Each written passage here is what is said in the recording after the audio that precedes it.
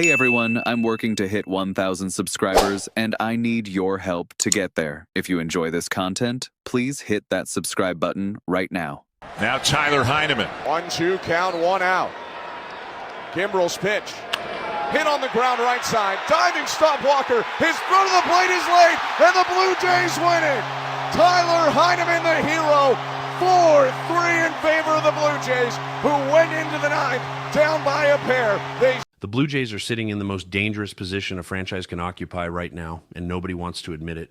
They've already committed $270 million to retool the rotation, added pieces that look good on paper, and yet the entire organization feels like it's idling in neutral, waiting for something to break loose.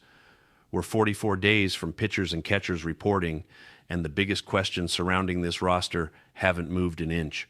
Bo Bichette's future remains unresolved. The outfield configuration is a mess, and Toronto keeps getting mentioned in every trade rumor without actually pulling the trigger on anything meaningful.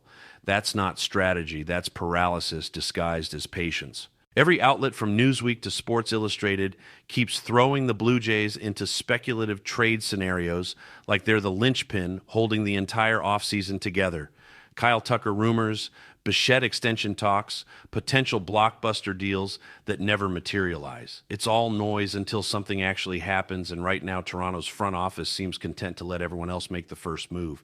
That's a losing strategy when you're trying to capitalize on a competitive window that's already narrowing. The teams that win in this league are the ones that identify opportunities and execute before the market corrects itself. Waiting for perfect clarity is how you end up with your third choice at inflated prices. But there's one move that actually makes sense if Toronto's willing to be aggressive, and it's been sitting there the entire time. Cleveland's reportedly open to moving pieces as they reconfigure their roster, and the Guardians have exactly the type of player the Blue Jays need, Stephen Kwan. Not a household name for casual fans, but anyone paying attention to advanced metrics knows this guy is exactly what Toronto's trying to build. Elite bat-to-ball skills, consistently hits for average, draws walks, plays Gold Glove defense. He's the igniter Cleveland's lineup has relied on for years, and he fits the Blue Jays' new philosophy perfectly. If you're serious about putting the ball in play and manufacturing runs instead of relying solely on power, Kwan is the prototype. The numbers back this up completely. 4-time Gold Glover, 2-time All-Star, career WAR over 16 in roughly 4 full seasons. He's averaged close to 4 WAR annually, which for a contact-oriented outfielder is exceptional value. Bats around 300 consistently, gets on base at an elite rate, and he's proven he can handle big moments. More importantly, he's performed well at Rogers Center throughout his career. That familiarity with the environment matters more than people realize. Some players struggle with the turf, the dimensions, the atmosphere. Kwan's already proven he can produce there, which eliminates one variable you'd normally have to account for. Here's where it gets interesting from a roster construction standpoint. If Toronto acquires Kwan, suddenly the outfield logjam everyone's worried about actually resolves itself logically. Kwan slots into right field where his defense plays up.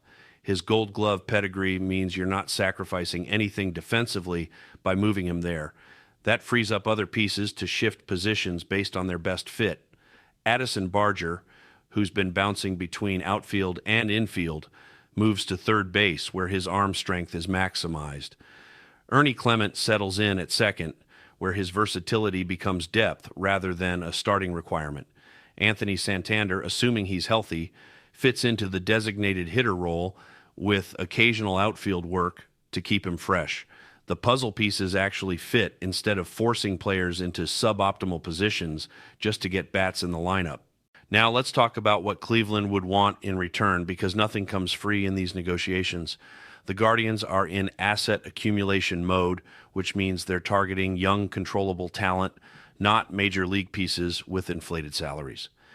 You're probably looking at packaging a mid-tier prospect with upside alongside a major league-ready player who doesn't fit Toronto's long-term plans.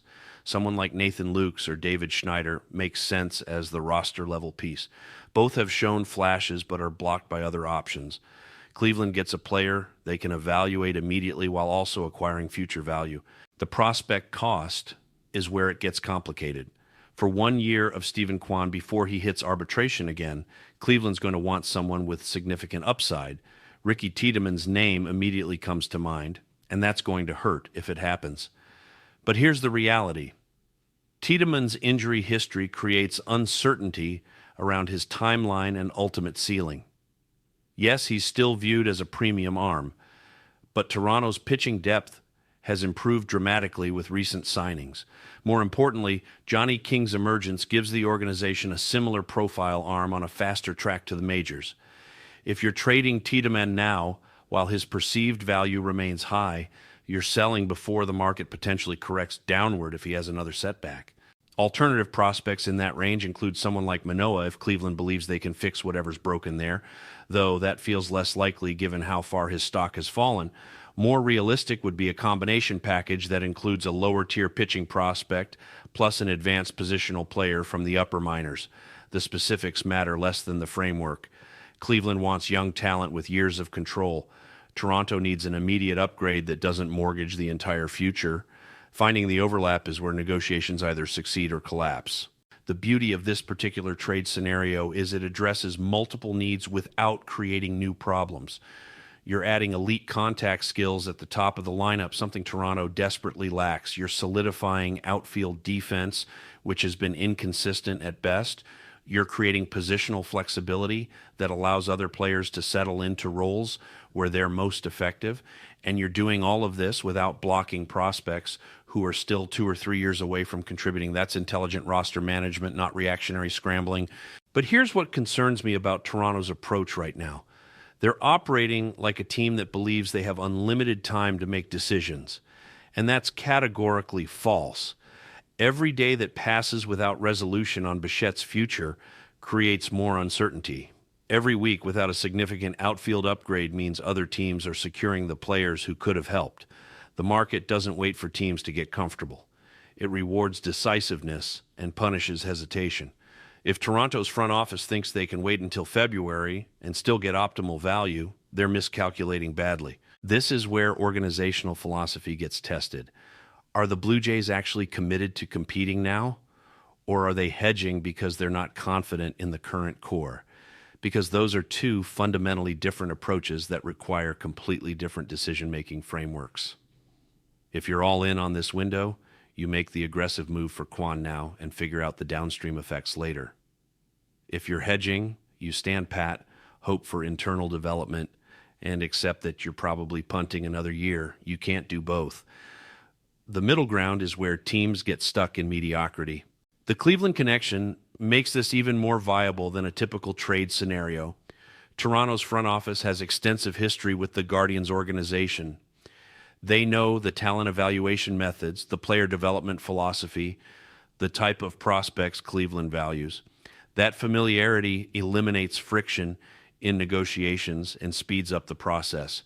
When you're talking to an organization where you understand their decision-making calculus, deals get done faster because you're not wasting time on offers that have zero chance of acceptance. So here's the reality facing the Blue Jays right now.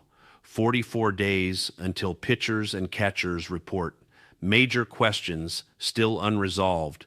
A market that's starting to move while Toronto sits on the sidelines watching. If Stephen Kwan is available and fits exactly what you're building, you make the call today, not next week. You don't wait for perfect information because it doesn't exist. You evaluate the risk, determine if it's acceptable, and execute. That's how contending teams operate. Everything else is just talking yourself into inaction. Where do you stand on this? Are the Blue Jays making the right call by waiting, or are they letting opportunities slip away while they overthink every variable? Because from where I'm sitting, hesitation costs more than mistakes at this stage.